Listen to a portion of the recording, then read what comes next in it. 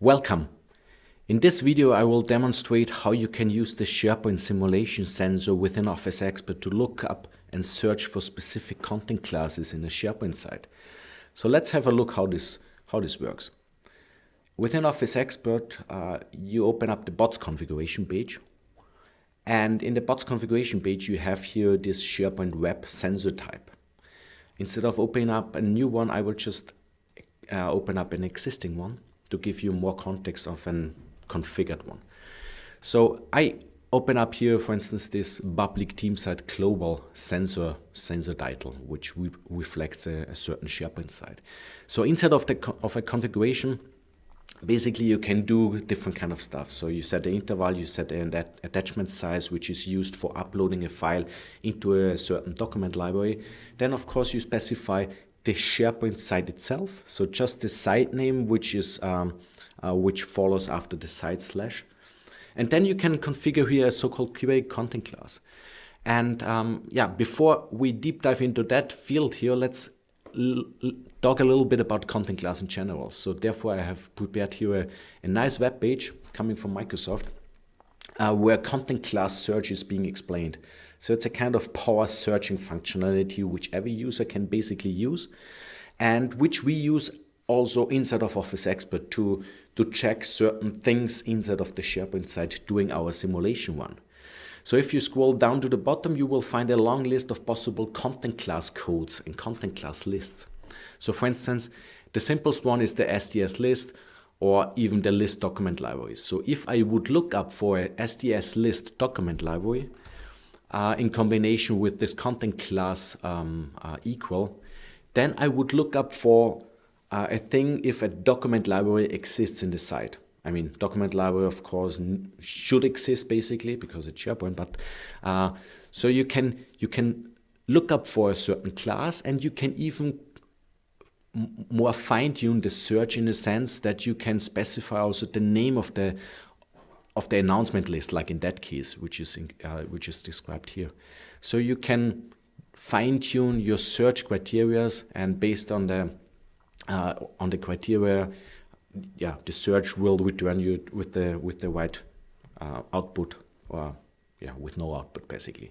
So OfficeExpert uses exactly this functionality, and that's the reason why you can specify here content class followed with an content class code or list. So what I'm going to do is I just add here STS list document library, and then you finalize basically the configuration of the simulation bot. So whenever you have done that, you click on save and hit the deploy button, and then the simulation bots will perform the simulations and will deliver data into OfficeExpert. And how does this look like in OfficeExpert? So the data comes into the SharePoint grid.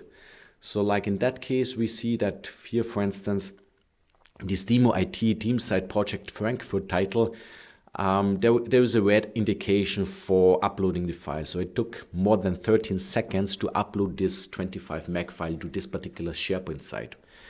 So if you want to see exactly the time series of that simulation bot, then you would see here, for instance, that basically it's a one-time event compared to the last 24 hours. So there have been also 2 events where the 95 percentile threshold has been exceeded, but that's more or less a one-time event.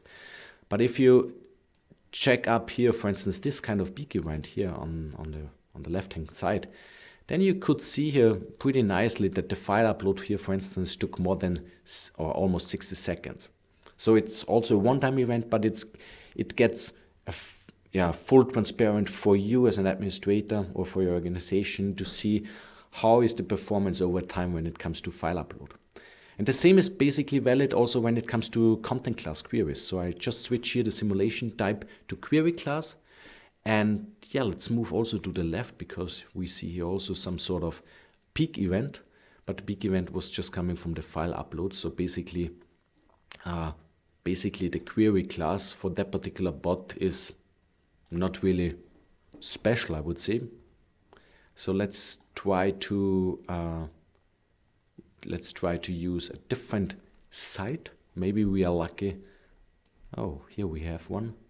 So what you See basically here that the query site, so looking up for a specific content class, took at that point in time more than 40 seconds. So really a lot of time. So 72% of the whole simulation step timing was just coming from this query site, compared to the measurements before, where we are far below a 1 second. This is a really extreme event. It was in the middle of the night, so 5 a.m. in the morning. So, and it was basically also just a one-time event. So you can ignore that basically, but if you see this on a regular basis, then you should interact and check your system. So the bottom line is that with the SharePoint simulation sensors, you have the capability available to simulate and look up something against your SharePoint site and to get full transparency with all the data in the simulation time series in SharePoint Grid. Thank you.